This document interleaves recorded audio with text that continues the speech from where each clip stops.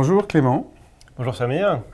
Bienvenue à tous pour cette première occurrence de la série de vidéos que l'on souhaite faire baptisée One Day One Build.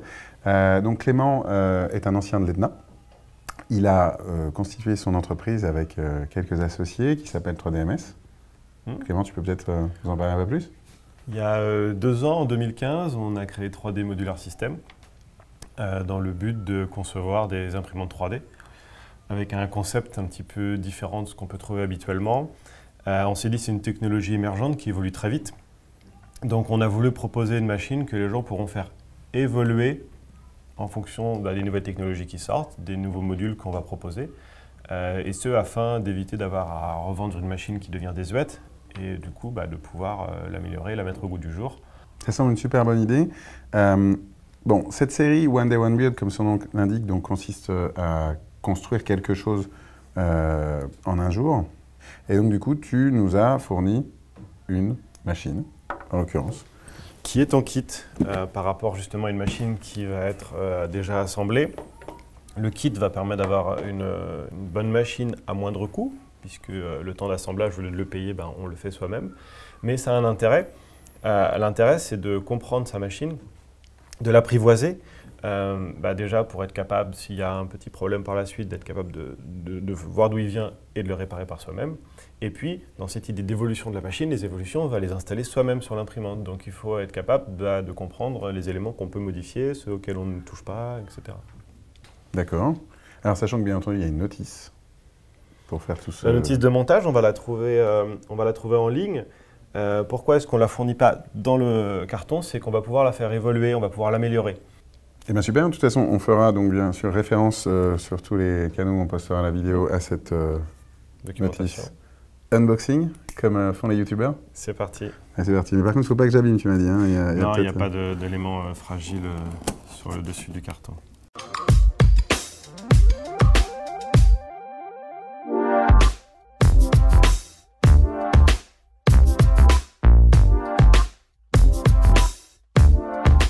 Et voilà. Bon, alors j'ai déballé un peu dans le désordre. Alors en fait, on va avoir les moteurs dans cette partie polystyrène. D'accord. On va avoir le plateau, qu'on reconnaît du fait qu'il soit plat avec ses câbles et le relais. On va avoir la boîte électronique, qu'on utilisera peut-être parmi les derniers éléments, qui contient la carte électronique sur laquelle et l'écran qui va permettre de piloter la machine. Et puis dans ce carton-là, on va avoir la tête chauffante et le moteur qui permet d'entraîner le fil. Voilà, qui sont des éléments un petit peu plus fragiles qu'on a bien protégés dans ce carton. Ensuite, on a une alimentation bloc qui permet d'avoir quelque chose d'assez modulable quand on veut déplacer la machine. Et puis voilà, après, on va voir les autres éléments au fur et à mesure du montage. Eh bien super, c'est parti. Alors pour commencer, il va falloir qu'on monte la structure. Par rapport à d'autres imprimantes où le châssis se monte en 2 pièces, où là on va devoir le monter soi-même à base de profilés. Donc il va falloir faire ça de manière sur une table plate pour avoir quelque chose qui est très stable. C'est une étape minutieuse où il faut faire ça bien puisque finalement la structure de la machine c'est ce qui va donner sa stabilité et sa force. Donc en profilé on a quelque chose de très solide, mais voilà il faut le faire de manière en suivant bien les dimensions sur la documentation pour pouvoir que la machine ensuite soit bien alignée. C'est parti, du coup j'écarte certaines choses dont on va se servir plus tard.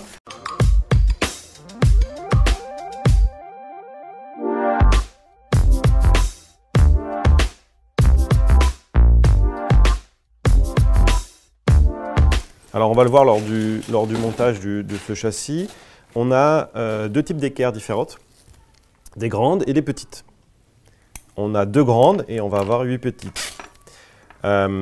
Pourquoi différentes tailles d'équerres? Par exemple pour la base du châssis qui est un élément carré, les petites équerres suffisent puisque finalement le fait de fixer sur 4 coins va nous donner une rigidité suffisante. Par contre pour les montants, qui vont donc tenir l'axe sur lequel la tête se déplace, on va mettre des grandes équerres pour avoir cette rigidité puisqu'on n'a qu'un seul point de fixation entre ces 2 profilés. Ensuite, sur les profilés, on va avoir des couleurs différentes. Alors, c'est pas juste pour donner un style à la machine, bien que ça lui donne une gueule sympa en noir, gris et rouge. C'est que les profilés gris et les profilés noirs ne sont pas tout à fait du même type. Les profilés noirs vont avoir des petits rebords un petit peu différents qui vont permettre, si on regarde les différentes pièces, les différents axes, on a des roues, et les roues vont venir rouler dans la rigole des profilés. D'accord? Et donc du coup, ça va être uniquement sur les profilés de couleur noire.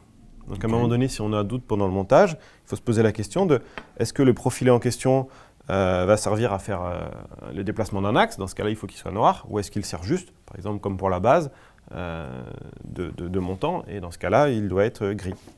On va commencer par la base rectangulaire. Donc comme c'est la base, il n'y a pas de déplacement, on va être que sur du profilé gris. Donc on regarde. On va avoir besoin de 2 profilés de 40 pour la base et 2 profilés de 30. Donc déjà, on peut mettre ça de côté. Ensuite, si on regarde bien, il va falloir qu'on prépare les équerres. Ça veut dire quoi? Ça veut dire qu'il va falloir commencer à préparer les vis et les écrous sur les équerres. Sachant qu'il s'agit d'écrous un petit peu particuliers, ce sont des écrous marteau. Le but de ces écrous, ça va être de pouvoir s'insérer dans le profilé, ce qui nous permet, même une fois que la machine est déjà montée, de venir rajouter un point de fixation quelque part. Et puis, quand on va tourner la vis, l'écrou va se tourner, voilà, pour se bloquer. Et faire un serrage qui tient très très fort. Donc du coup, là, je vais avoir besoin de ton aide. On va s'aider potentiellement des clés Allen ou des outils à clé Allen qu'on pourrait avoir à la maison pour pouvoir mettre les vis dans les différentes équerres, faire 2-3 tours dans l'écrou, tout en le laissant libre. Voilà, on va avoir quelque chose qui bouge un petit peu, mais qui nous permettra après de glisser et on n'aura plus qu'à serrer sur le...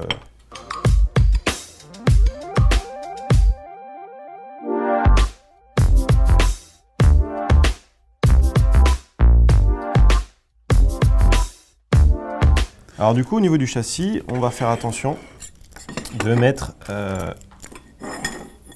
les profilés comme il faut. C'est-à-dire qu'on va avoir... Donc sur la largeur, c'est là où va se déplacer la tête. On va avoir donc des profilés qui font 40. Sur la profondeur, c'est le plateau qui va se déplacer, donc on va avoir des profilés de 30 cm. Il faut se dire que les profilés de 30 cm vont à l'intérieur des profilés de 40. Voilà. Et pas l'inverse, il ne faut pas les mettre sur l'extérieur, il faut les mettre sur l'intérieur. De manière à respecter la géométrie de la machine comme elle est conçue, pour avoir les dimensions qui vont bien. Donc ensuite, il va falloir monter ces équerres sur les différents coins et vérifier par la suite qu'on a quelque chose de stable. Voilà. Donc il ne faut pas serrer trop fort au début puisque du coup on va ajuster par la suite. Donc là on est bien. Donc du coup maintenant, c'est quoi l'étape d'après? Et bien l'étape d'après, ça va être de fixer les montants qui vont permettre cet intérêt, c'est-à-dire l'impression 3D, donc le Z, pour pouvoir faire plus qu'une seule couche. D'accord, donc ça c'est 2 noirs du coup. Donc là c'est 2 noirs puisque, comme je disais, on va avoir finalement des éléments qui montent. Donc on va les positionner sur les côtés, mais pas n'importe où. Pour pouvoir utiliser pleinement toute la surface du plateau, il va falloir que l'on dispose cet élément à 9 cm du bord du profilé. Donc voilà, on va pouvoir venir à cet endroit-là. Donc on va évidemment commencer par mettre... Est-ce qu'il y a une importance du sens comme ça? Effectivement, il vaut mieux regarder la documentation, il y a des choses qui ont de l'importance. Là, on va garder cette partie, les vis vers l'extérieur. Donc on va positionner ça comme ça, une carte comme ceci, les vis vers l'extérieur, pour le positionner là. Alors un bon moyen, finalement, c'est de mettre l'équerre au bord, de sentir avec son doigt, de commencer à serrer cette première... Et ensuite, ça peut être pratique effectivement d'être à 2 pour s'aider. D'accord. Moi, je vais devoir mesurer 9 cm. Voilà. Et ensuite, on serre.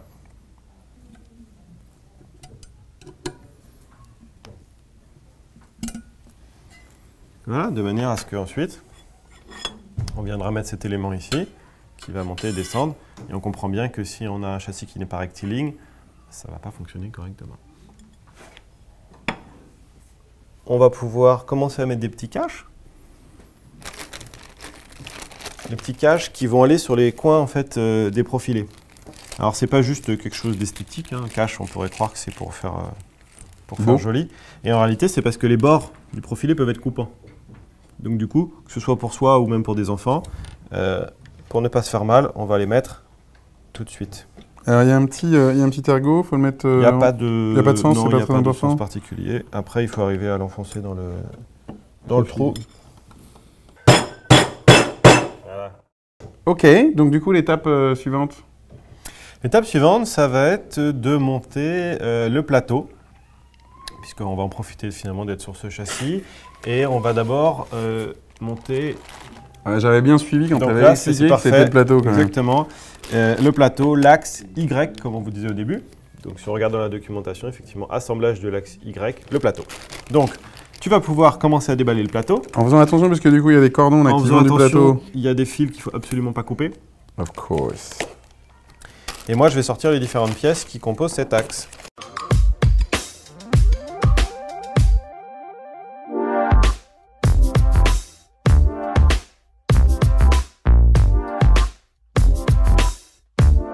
Donc on va garder cette partie chauffante, cette plaque du dessus sur le côté pour le moment. Nous, on va s'attaquer à mettre le plateau qui permet le guidage. Donc on va retirer le film protection de la plaque métallique, puisque c'était juste un film de protection lors de la découpe laser. On va avoir besoin également du profilé noir, puisqu'on est sur un élément de guidage qui va être de 30 cm, qui va nous permettre de déplacer le plateau. Sur ce profilé va se déplacer cet élément avec les 3 roues. Alors pour le mettre dessus, on va le positionner avec 2 roues d'un côté et 1 roue de l'autre, dans la longueur finalement. Et il va falloir faire attention pour ne pas, avec le bord du profilé, entailler la roue. Il va falloir le pousser délicatement. Voilà. On sent une petite force. Pourquoi une petite force? De manière à ce que la pièce n'ait aucun jeu. Donc je te laisse regarder et la déplacer. On va avoir aucun jeu sur la pièce. Ah oui, effectivement. Ouais. Donc maintenant, ce qui va nous intéresser, ça va être de fixer cet élément sur la plaque. Ça tombe bien, on a 4 trous ici qui correspondent à ces 4 trous-là. D'accord. Donc pour cela, on va prendre le petit sachet qui était à côté. Ensuite, on suit la documentation pour savoir comment on met la vis, la rondelle et l'écrou au bon endroit dans le bon sens. Tout simplement. Oui, donc tu vas passer la vis dans la pièce plastique, à travers la pièce plastique et la plaque aluminium. On mettra ensuite une petite rondelle. Et donc ensuite, on a des écrous un petit peu spécifiques ici. Ce sont des écrous nil stop. C'est-à-dire qu'ils ont une petite rondelle en caoutchouc à l'intérieur, ce qui va permettre qu'une fois qu'on serre l'écrou, celui-ci reste en place. Pourquoi? Parce qu'au niveau du plateau, on va avoir des vibrations qui vont être induites dans les vis, dans les écrous. Et si on n'avait pas de ce type d'écrou, au bout de quelques heures, on aurait l'écrou qui tomberait, qui se dévisserait naturellement. Alors pour le serrage de ces écrous, vu qu'ils vont être beaucoup plus difficiles à serrer quand ils sont très petits, donc à la main on va avoir du mal, il faut mieux s'aider d'une pince. Pour pouvoir d'un côté tourner avec le cruciforme et de l'autre côté tenir l'écrou avec une pince. Alors ça peut être une pince ou ça peut être une clé de la bonne taille. Ouais. Voilà, beaucoup plus simple. En fonction des outils que vous avez, vous adaptez. Donc là maintenant c'est bien serré. On est plutôt bien là, effectivement. Donc, comme je vous expliquais tout à l'heure, on va mettre le profilé dans les roues en y allant progressivement. Voilà. Et le but va être de positionner, grâce à ces 2 pièces rouges, une qui va devant, une qui va derrière, le plateau. D'accord? Donc pour cela, il va falloir qu'on prépare les pièces rouges. Alors celle-ci, qui va donc derrière. Derrière, finalement, c'est le côté où les montants sont le plus proche du bord. C'est la pièce qui va avoir le moteur qui entraîne la courroie qui déplace l'axe. Donc il va falloir un moteur. Et on avait le carton moteur, effectivement. Donc on a le carton moteur. Je te laisse nous libérer le carton en le gardant droit. Alors cette pièce qui contient le moteur, il va falloir également fixer ce qu'on appelle un fin de course, ou end stop en anglais, qui va permettre, quand on va vouloir lancer une impression, que l'axe se déplace, le plateau se déplace, jusqu'à appuyer sur ce petit bouton qui va faire un petit clic et qui va dire « OK, on arrête le déplacement ». Et on est au point 0. Donc, qu'est-ce qu'on va faire? On va commencer par fixer ce moteur. Donc, on voit que les vis de fixation du moteur sont déjà prévissées dans la pièce. Et donc, le moteur vient se positionner comme ceci. Du coup, on va plutôt mettre le connecteur du câble du moteur qu'on va relier à l'électronique vers l'intérieur pour éviter que si on le met vers l'extérieur de la machine, après en la déplaçant ou en passant à côté, qu'on puisse l'arracher. Donc on va le mettre plutôt vers l'intérieur. On ne peut pas le mettre vers le bas parce que sinon on va buter contre le profilé. On pourrait aussi le mettre vers le haut, mais comme le plateau va venir passer au-dessus, c'est déconseillé. Donc l'endroit le plus logique va être de mettre vers l'intérieur de la pièce.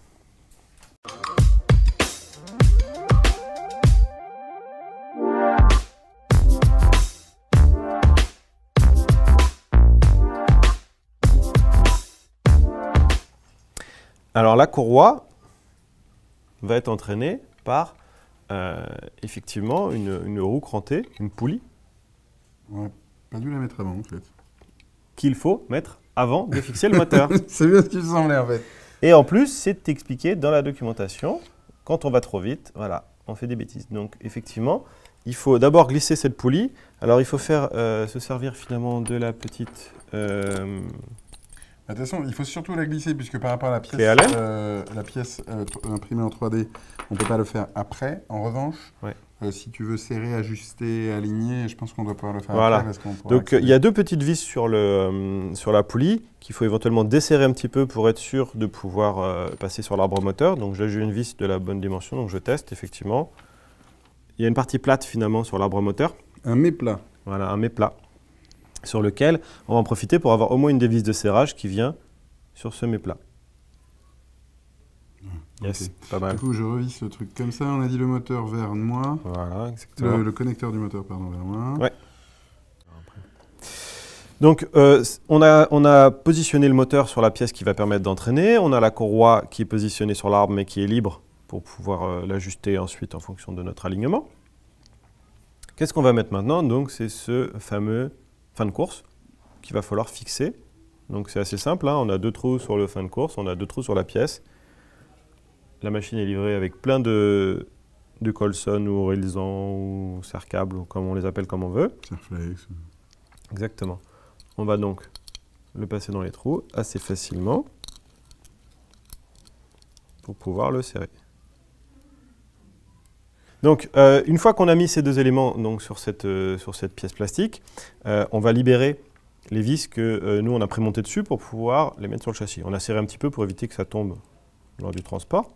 Donc, je dévisse juste quelques petits tours. Il y en a deux qui vont servir à s'attacher au châssis et une qui va servir à tenir exactement, cette poutre. Tenir le profilé du milieu. Donc, on a cette première pièce qui va venir derrière, comme je disais, là où les montants sont les plus reculés.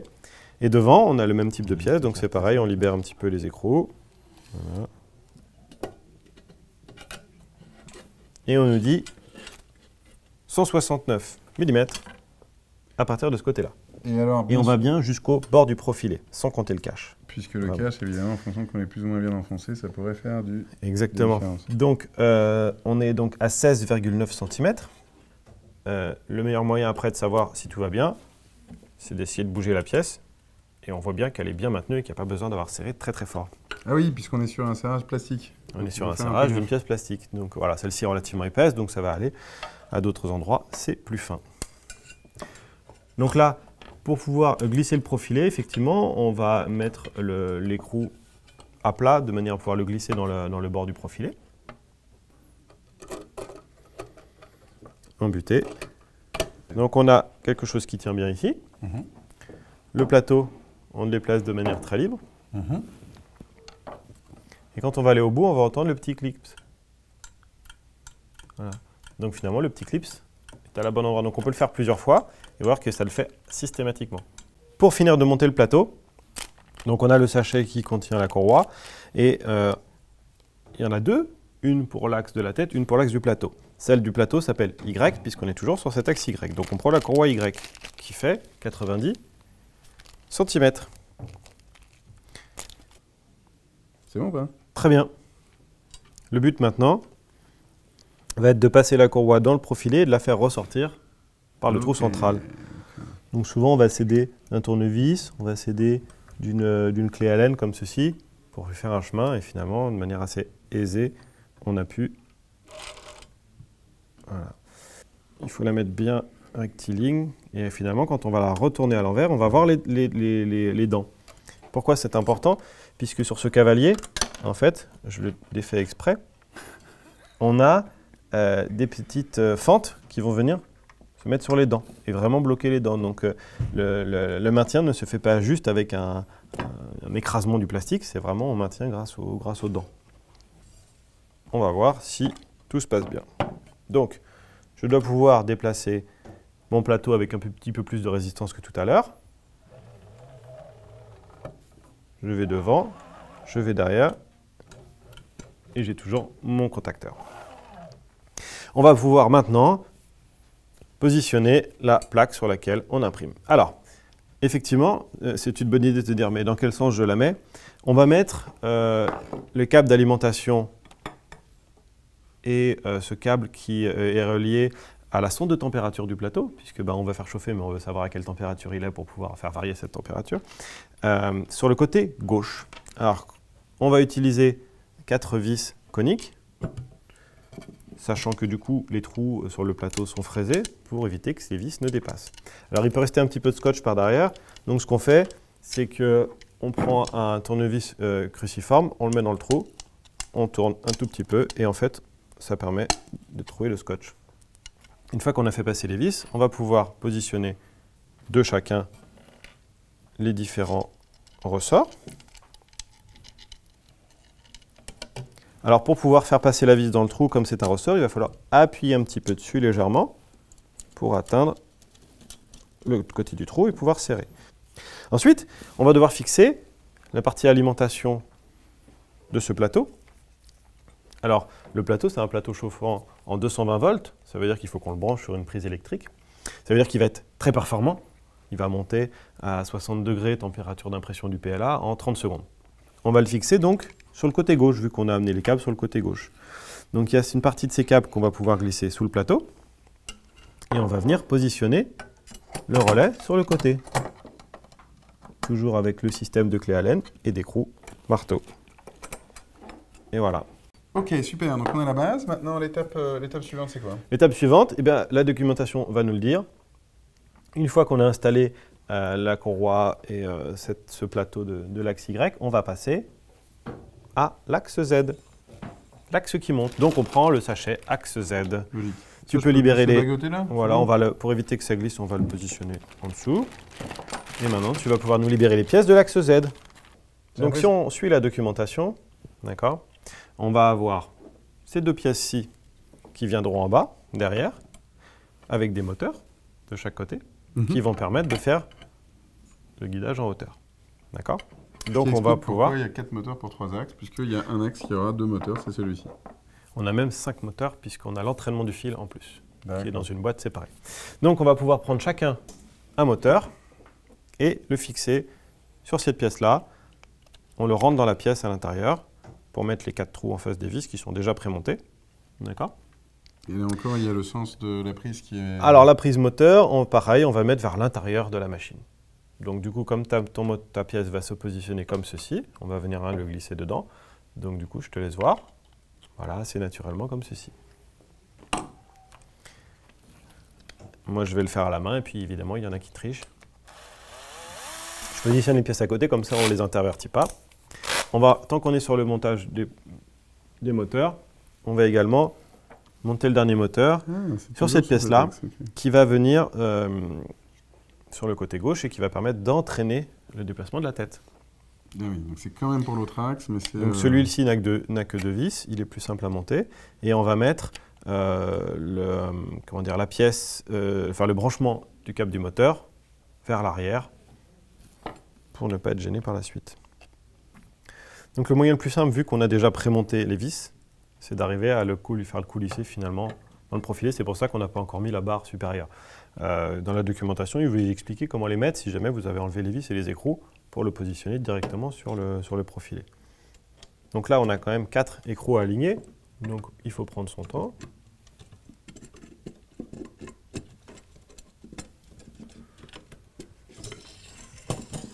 Et on fait coulisser la pièce jusqu'au bout. Voilà. Le point finalement qui nous permet de voir si on est bien, c'est de poser le moteur à plat sur le profilé et de le coller au plus proche du montant. Donc à plat et au plus proche du montant, là on peut procéder au serrage.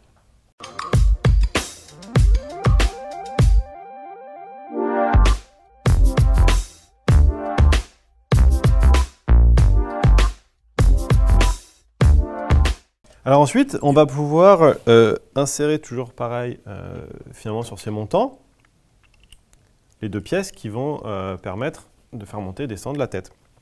Donc, on a donc, comme on a vu, une pièce avec un écrou M8 dans lesquels vont s'insérer ces tiges filetées. D'accord ? Donc ça, c'est l'élément qui va venir derrière. D'accord ? Et ensuite, comment on se repère?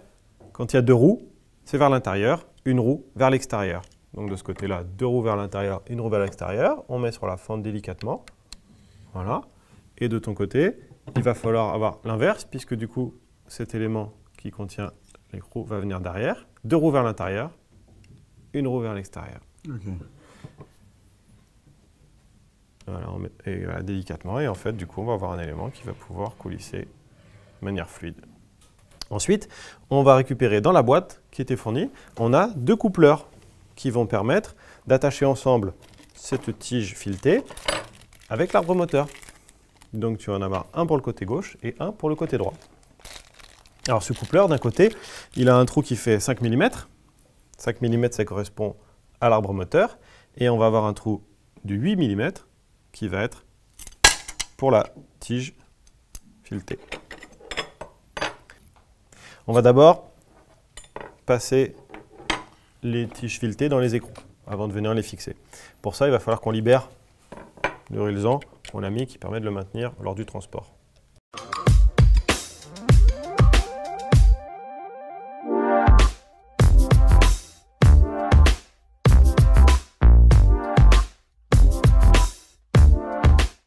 Qu'est-ce qu'on va faire? On va d'abord insérer la partie 8 mm à fond, parce que celle-là, elle a une butée. D'accord? Là, on va faire le serrage. Alors, je le fais. Oui, puisqu'on n'a qu'une clé comme ça. Voilà, en essayant de rester rectiligne. Voilà, je fais le serrage, je te la donne.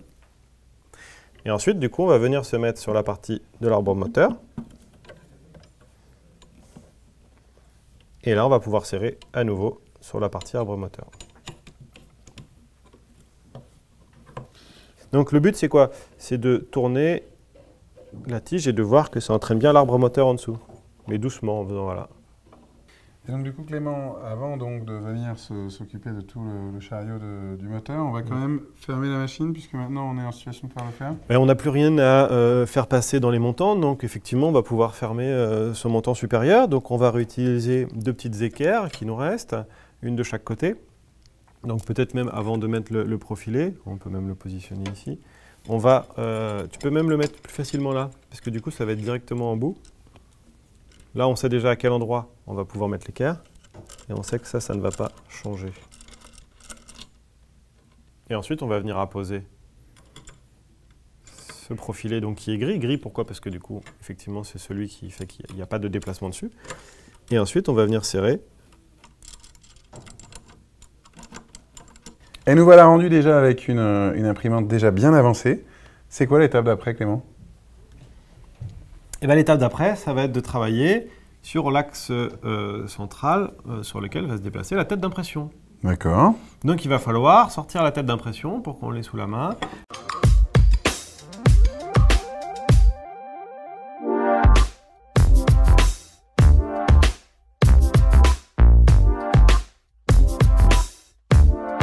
Donc à nouveau un moteur avec une partie préassemblée. Celui-ci, on l'a préassemblé. Pourquoi? Parce qu'on a directement vissé dessus la petite roue crantée qui va permettre d'entraîner le fil. Et donc on l'a mis parfaitement au bon endroit pour que ce soit plus facile et plus rapide pour tout un chacun. Donc qu'est-ce qu'on va faire? On va préparer déjà cette pièce-ci avec un rilsan. C'est le même principe que sur le plateau. Donc, on va pouvoir positionner, comme tout à l'heure, on a deux trous sur la fin de course, on a deux trous sur la pièce plastique, un petit peu plus grosse. On va pouvoir passer d'abord côté pièce plastique, passer à travers les deux trous et revenir à l'intérieur. Donc voilà, cette pièce est préparée. On n'aura plus qu'à la fixer le moment échéant. Avant de pouvoir fixer ce profilé X sur la machine, il faut d'abord passer les éléments qui vont dessus. Donc on se retrouve avec ce qu'on appellerait un chariot, d'accord, avec 4 roues. Sur cette partie-là, on a 2 roues de chaque côté pour avoir plus de stabilité. Alors que les autres côtés, on n'a pas besoin puisqu'à chaque fois, on a 2 éléments. Donc on va faire comme d'habitude, on passe délicatement les roues sur le profilé. Et je te laisse constater qu'on a quelque chose de fluide, mais sans avoir de jeu. On a donc 2 pièces différentes dessus. On a une pièce qui est plus épaisse, sur laquelle on a des vis de fixation, qui va venir devant. D'accord? C'est sur cette pièce qu'on va fixer la tête d'impression, et avec les différentes vis de fixation sur les côtés, on va pouvoir fixer la courroie, comme on a fait en dessous, avec exactement le même système. Ensuite, on va avoir donc des pièces, une pièce de chaque côté. Sur la partie gauche, on va avoir une pièce relativement simple, qui va venir prendre en sandwich le profilé et qu'on va venir fixer avec des vis. Et du côté droit, par contre, on a une pièce un petit peu différente qui va contenir des roulements. Et on a un petit sachet avec, comme tout à l'heure, des poulies crantées et une petite vis. C'est là que va passer la courroie, sur le côté droit. Donc on va utiliser ces petites vis-là, elles sont toutes identiques, pour fixer notre axe X. Donc je te laisse faire à gauche avec une vis. Moi, je vais la tenir sur le côté droit. Elles ont... il y a 4 vis, hein, c'est ça? Voilà, alors il faut les visser sans les serrer à fond. On resserrera par la suite. Voilà. Donc ça suffit, 2-3 tours de... On va maintenant pouvoir venir mettre la courroie de cet axe-là, sur le même principe. Donc si on regarde que les fixations se font devant, il faut que la courroie passe derrière le profilé, derrière la pièce plastique, vienne se prendre dans les différentes poulies et repartent.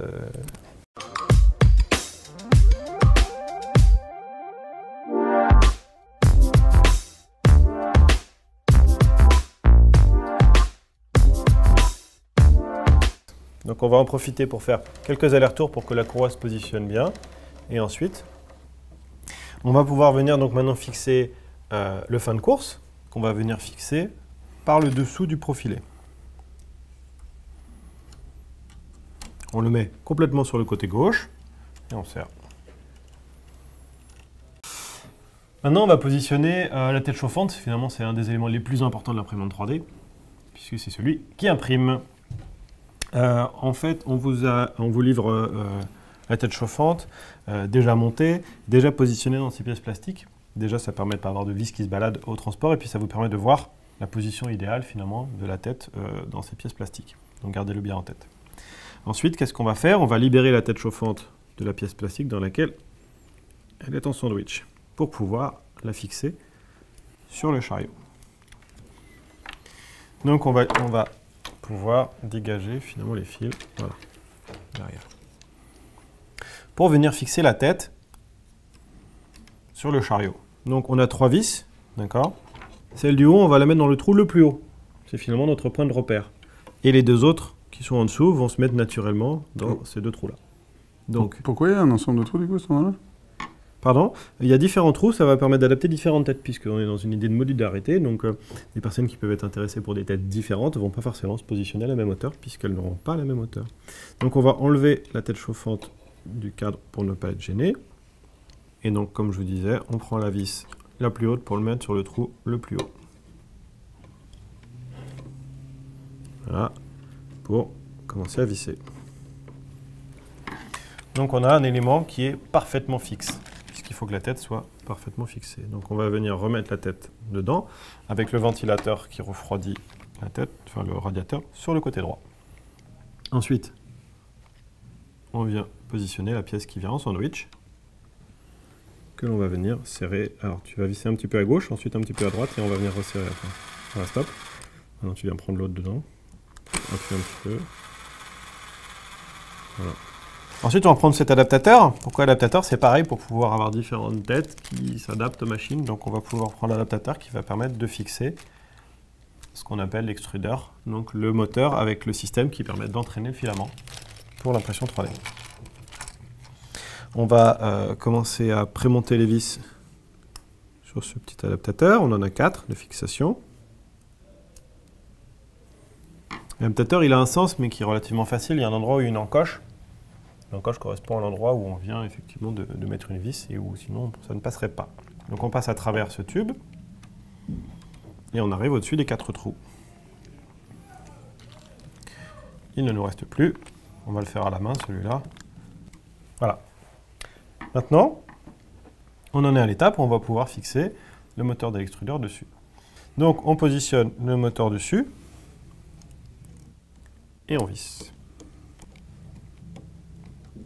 On va fixer le dernier élément qui est une turbine. C'est un élément qui est plus puissant qu'un ventilateur. D'accord. Et ça va nous permettre de refroidir la pièce lors de l'impression, puisque le plastique est chaud et certains filaments comme le PLA, celui qui on va dire, fournit de base et qui est le plus classique, pour pouvoir avoir une belle qualité d'impression, il va falloir le refroidir pendant qu'on l'imprime. Pour que quand on vient de mettre la deuxième couche dessus, la couche d'en dessous ait une température beaucoup plus basse. Mais que ce soit donc, durci. Comme d'habitude, les vis sont dessus, tout est déjà bien placé, pas besoin de réfléchir. Donc, vous enlevez la vis qui maintient la turbine. On enlève la turbine. Et on vient la positionner. On voit, ça tombe bien, qu'il y a 2 tout petits trous devant sur lesquels on va venir positionner cette pièce.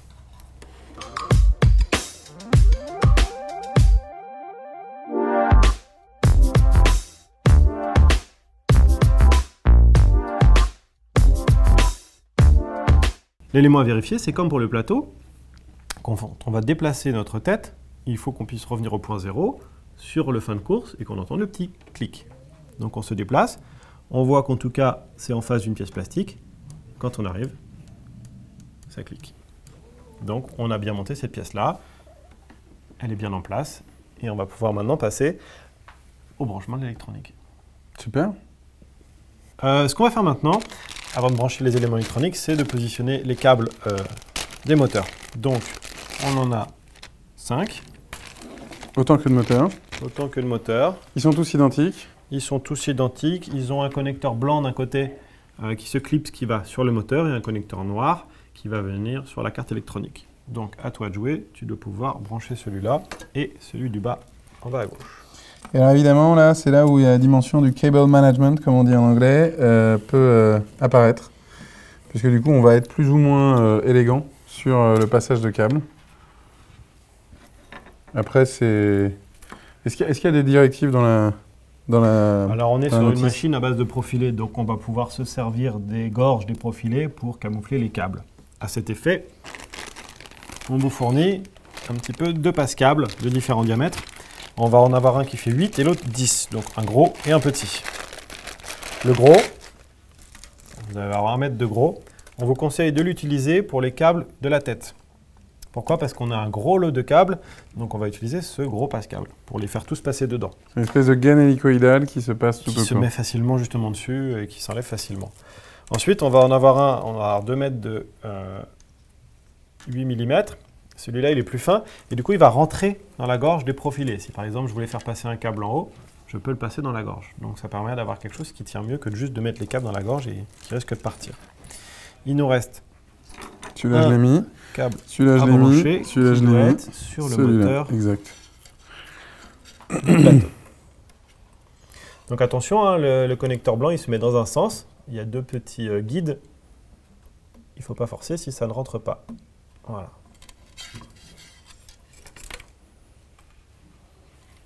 Donc sur le passage de câble, on va déjà fixer la boîte électronique pour que les gens se rendent compte où vont aller tous ces câbles. Donc la boîte électronique, elle est dans un carton séparé. Boîte. Voilà. Alors l'électronique, on a déjà monté tous les composants qui vont dessus, on les a testés, on a monté l'écran LCD, donc vous n'avez plus qu'à le positionner sur le châssis. Ah mine de rien, c'est un peu gros quand même.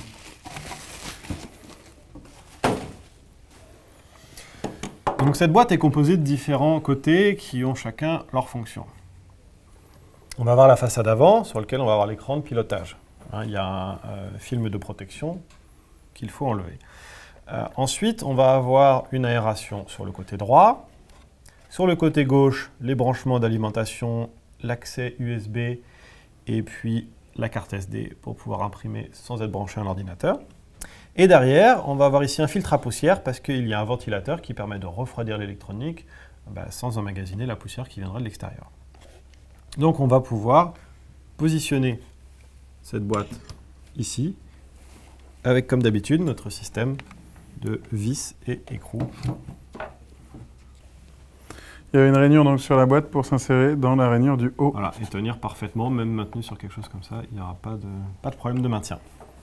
Super. Donc la boîte est un petit peu sur le côté gauche, pourquoi ?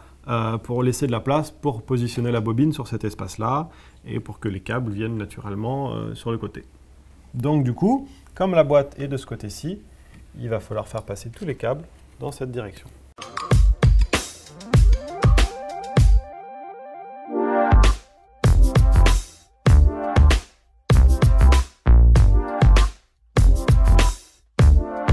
Donc là, on a commencé à passer les câbles, on a passé le moteur Z sur le côté gauche, qui est le plus simple, pour rejoindre la boîte électronique.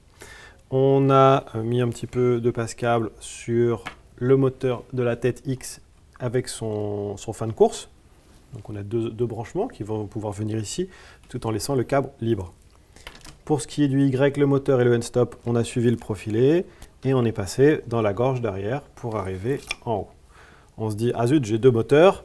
Mais comme les câbles sont de la même longueur à la base, celui qui est le plus loin, c'est celui qui du coup est le plus court ici. Donc ça, c'est le Y, le moteur du plateau. Et là, ça va donc être Z, ce moteur-là.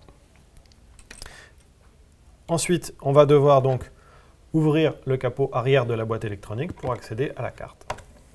Donc je défais les 4 vis. Il n'y a pas besoin de défaire jusqu'au bout. Comme ça, on laisse la vis sur la pièce plastique. Comme ça, on ne la perd pas. On voit donc qu'on a un ventilateur de refroidissement qui est alimenté, qui est branché. Donc ce que je vais faire, c'est que pour ne pas l'abîmer, ne pas risquer de le faire tomber, je vais le débrancher. Alors c'est simple, hein, on est bien le rouge sur le rouge, le noir sur le noir, sur cette prise qui est double, sur laquelle on va pouvoir brancher deux choses qui, pour votre information, est une alimentation en 12 volts. Je le débranche.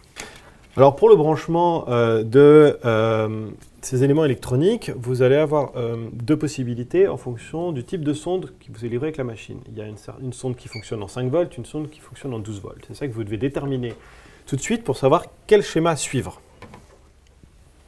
Pour savoir cela, vous prenez le câble de la sonde. Quand je parle de la sonde avec le bout bleu, la sonde à inductance. D'accord ?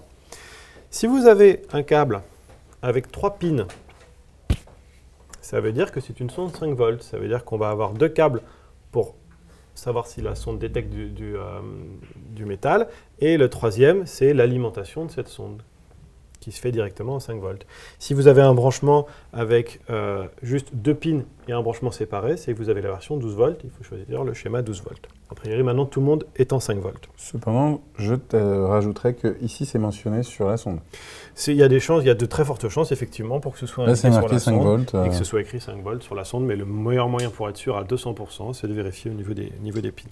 Donc, sur le schéma de documentation, vous allez pouvoir suivre celui qui s'appelle schéma avec sonde à inductance 5 volts. Donc, il faut bien suivre sur le site la documentation des branchements électroniques pour du coup ne pas faire d'erreur et ne pas risquer d'abîmer un composant, mais au-delà de ça, c'est relativement clair et simple. Donc, si je veux commencer par brancher les éléments qui sont en bas, alors pour vous expliquer un peu, nous avons ici la tête X, le plateau Y, l'axe Z qui donc permet de monter. Là, ici, nous avons le moteur de l'extrudeur qui permet d'entraîner le fil. Ensuite, sur les éléments en bas à gauche, on va brancher la détection des fins de course, X, Y et Z. Et au-dessus, on va brancher les sondes de température du plateau et de la tête. Et ensuite, sur les borniers bleus, on viendra brancher l'alimentation de la tête chauffante, le pilotage du plateau et également le pilotage de ces turbines-là, les turbines du refroidissement du plastique qui peuvent varier en intensité. Donc c'est parti pour le branchement des lignes du bas.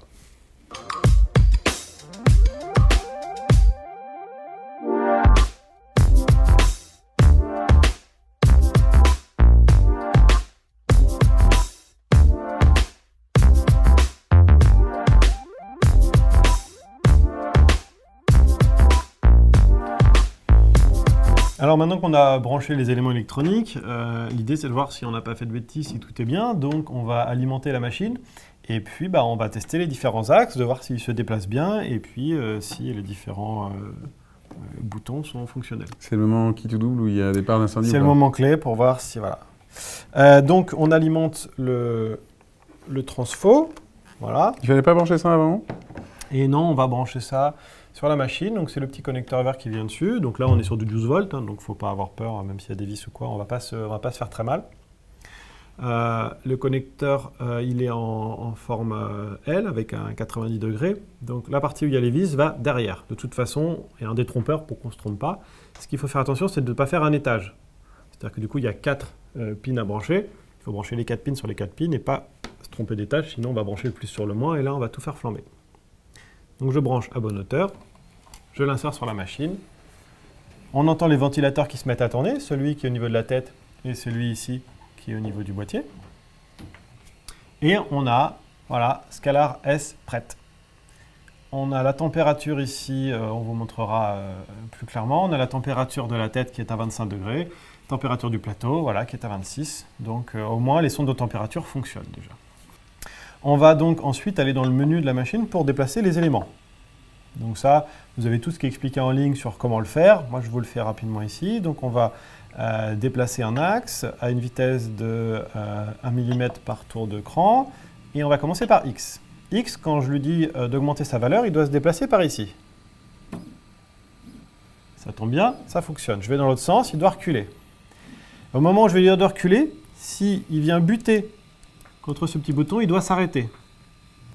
Donc, qu'est-ce que je vais faire? Je vais faire reculer, je vais appuyer sur le bouton. Voilà, là, il ne recule pas, il est bloqué. Donc, il peut avancer, mais pas reculer. Avancer, mais pas reculer. Donc, ces éléments sont bien branchés. On va passer à Y, le plateau. On fait pareil, on le fait avancer, il doit venir vers moi. On le fait reculer, il doit aller s'éloigner de moi. Voilà. Même principe, on va tester le bouton à la main. J'appuie dessus, quand j'essaie de reculer, ça ne fonctionne pas. Quand j'essaie d'avancer, ça fonctionne. On va faire pareil pour cet axe Z. Alors déjà, on peut voir si la sonde est bien alimentée avec n'importe quel élément métallique, un tournevis, une paire de ciseaux. Quand on arrive dessus, on a une diode lumineuse rouge qui s'allume pour dire qu'il y a eu un contact. Donc ensuite, je reviens dans mon menu puisque il est parti du menu et je sélectionne Z pour pouvoir faire monter l'ensemble.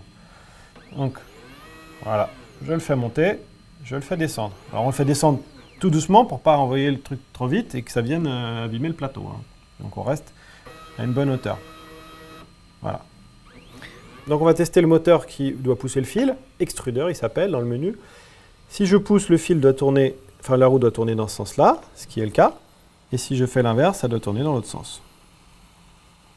L'étape suivante avant de pouvoir imprimer, ça va être d'apposer ce scotch polyamide, donc résistant à la chaleur, sur le plateau. Ce scotch, il est très bien, mais c'est du scotch et collant. Donc du coup, quand on veut le poser dessus sans faire de bulle, il va falloir sceller. Une petite astuce, ça va être de sceller d'un produit à vitre quelconque, quelque chose qui n'est pas un produit par contre qui n'est surtout pas inflammable, et puis d'une carte relativement rigide pour pouvoir étaler le scotch et effacer les bulles. Donc, je vais avoir besoin de ton aide. On va pour le moment mettre juste une bande centrale pour faire une première impression. L'idée après, c'est de mettre du scotch sur toute la surface du plateau en collant les bandes bien les unes à côté des autres sans les chevaucher. Donc si tu as un couteau, on va pouvoir commencer à coller la bande. Et on met pas le produit? Si, on va mettre le produit, mais rien. On y est. Je veux bien que tu prennes le couteau et que du coup, tu coupes la bande de la bonne longueur. Et grâce finalement au produit à vitre, regarde, on n'a plus qu'à dérouler la carte jusqu'au bout. Maintenant, qu'est-ce qu'on va faire? Et du coup, je pense qu'on va tourner la machine pour que vous voyez mieux la partie où on va positionner la bobine, faire chauffer les éléments et puis calibrer la hauteur de la tête pour lancer notre première impression. C'est parti.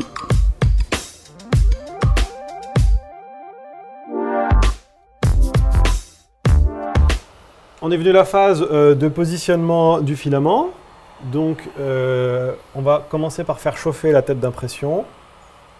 Comme ça, le temps qu'on positionne la bobine, la tête sera chaude et on pourra voir si tout s'écoule bien correctement. Donc, je vais dans le menu Préparer. Et j'ai un menu de préchauffage. Préchauffage PLA. Il va faire chauffer la tête à 200 degrés et le plateau à 60 degrés. Là, on voit que la tête est déjà à 58, 60 et le plateau est en train de monter 31, 32, 33, 34. Donc on va voir qu'il va être à 60 secondes très rapidement. On positionne le support de bobine qui est en métal, ce qui permet de supporter des bobines jusqu'à 2 kg sans aucun problème. Après, c'est juste une histoire de taille. Je te laisse peut-être mettre celui-là ici. C'est toujours le même principe d'écrou, on a préassemblé les équerres. Exactement. Rien à signaler sur la planète.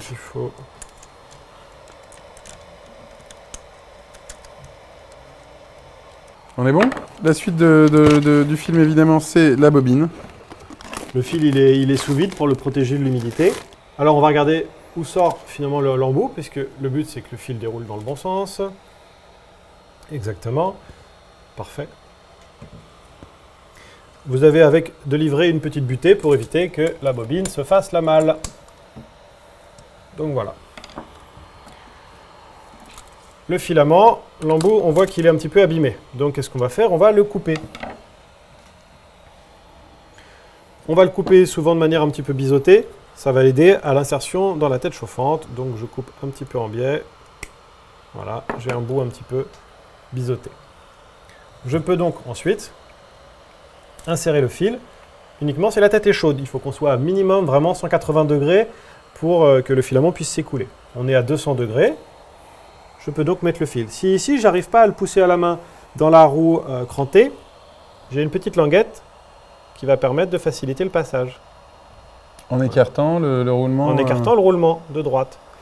Une fois que c'est passé, c'est bon. Je peux appuyer doucement jusqu'à ressentir une résistance. Ça sort. J'ai une résistance. Je vais le faire maintenant avec une pince, comme ça on voit mieux qu'avec mes doigts. Et quand je pousse, ça fait sortir le fil.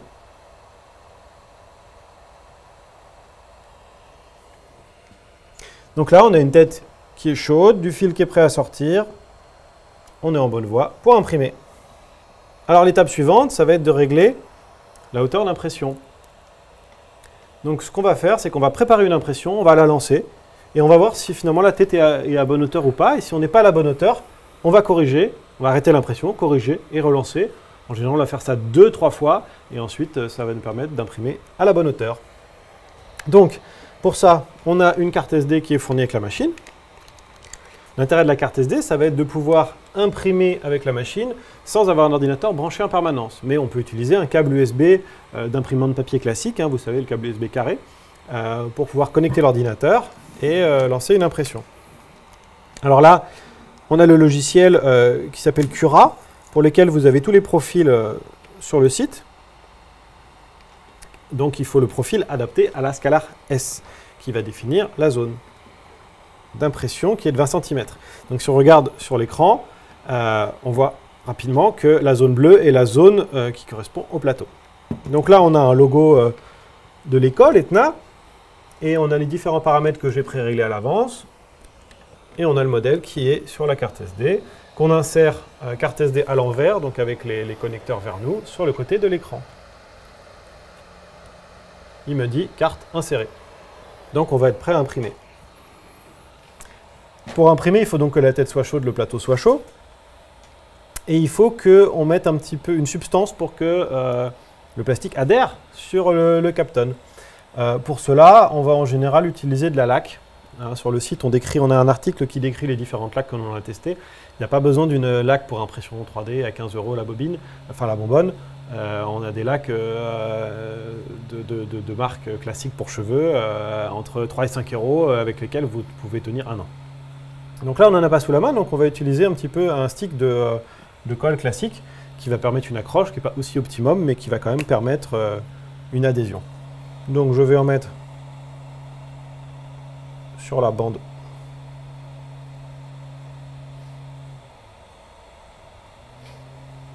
Voilà. Et je vais lancer l'impression. Donc je vais dans le menu, en cliquant sur le bouton. Je vais dans le menu imprimer depuis la carte SD. Et là, j'ai mon modèle que je lance.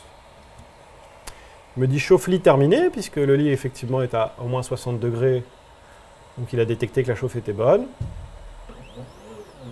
La chauffe de la tête chauffante est bonne aussi. Donc c'est parti pour l'impression.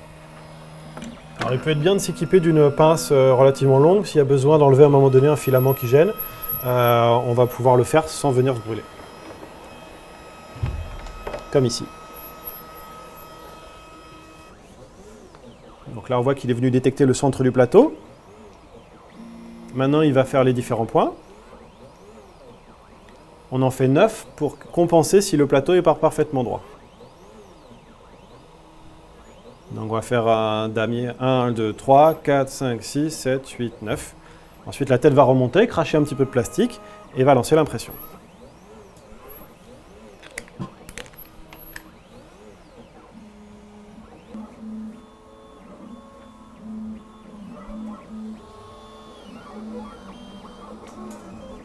Voilà, donc là, on peut voir que ça ne ressemble à rien. C'était bien le but. C'est qu'on est trop haut.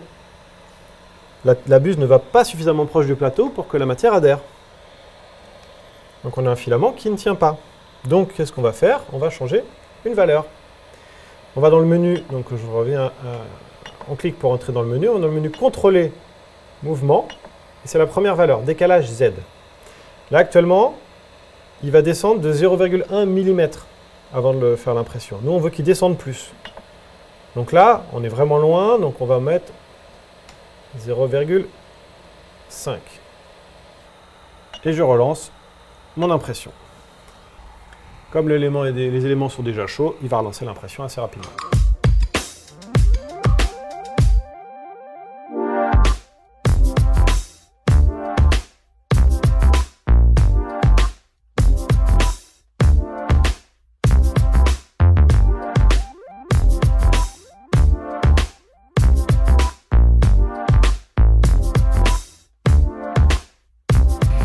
Et ben voilà, je crois qu'on a pu montrer qu'en moins d'une journée, puisqu'on a commencé vers 10 h, 1 heure pour manger, il est aux alentours de 16 h. Donc en 5 heures, on a pu à 2, voire 1,5, monter la machine. Donc on prend un petit peu plus de temps à une personne en une journée. On a une machine qui est testée et qui imprime. Tout au long de ce montage, on a vu qu'il y avait pas mal de fichiers qui pouvaient servir de référence, bien sûr la notice, etc. Il y a des URL, des logiciels, des URL de logiciels, pardon, des URL de forums. Bien entendu, vous avez la possibilité donc de rejoindre le forum donc, de 3D Modular System, où il y a déjà donc toute une communauté qui imprime. Il faut savoir aussi que l'endroit où la vidéo va être publiée, bien entendu, on va mettre dans les commentaires en bas de la vidéo toutes ces URL, le maximum d'informations. Si vous avez des questions, vous pouvez aussi les poser localement à cet endroit et on enrichira évidemment le commentaire de la vidéo. Et on sera ravis de vous répondre si vous avez des questions sur le montage, sur le fonctionnement de la machine, sur les différentes options qu'on a pu présenter. N'hésitez pas à nous les poser, on sera ravis de vous répondre. Merci beaucoup Clément. Merci de nous avoir reçus et à très bientôt pour d'autres vidéos, j'espère. Avec plaisir.